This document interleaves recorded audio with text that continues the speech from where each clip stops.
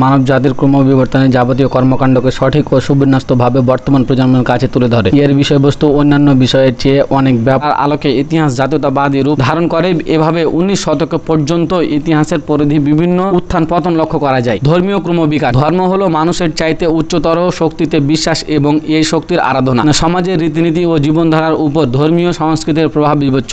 এই ধর্মগুলোর উৎপত্তি, ক্রমবিকাশ এবং ধর্মের প্রভাব ও ইতিহাসের আলোচ্য বিষয়বস্তু। অতীতে রাজনৈতিক ব্যক্তিত্ব ও কর্মকাণ্ড। ইংরেজ ঐতিহাসিক ফ্রেশম্যান ইতিহাসকে পাস্ট পলিটিক্স হিসাবে অভিহিত করেছেন। মূলত আগেকার আমলে ইতিহাসকে রাজা বাদশাদের কর্মকাণ্ডের বিবরণ হিসাবে চিহ্নিত করা হতো। বর্তমানেও এর গুরুত্ব কিছু মাত্রা না কমে বরং সাধারণ জনগণের উপর উল্লেখিত ভাবে কার্যক্রমের প্রভাবকেও ইতিহাসের অন্তর্ভুক্ত করা হয়েছে। সাংস্কৃতিক সত্তার অন্তর্ভুক্ত। মানুষের চিন্তা জগৎকে যুক্তিবাদ ও নানা অভিযানের ফলে নতুন চেতনার সংযোজন ঘটে। বিশেষ করে 19 শতকের রোমান বাদের প্রভাবে রচিত ইতিহাস, সংস্কৃতি, শিল্পকলা, কাজ প্রভৃতি মানবীয়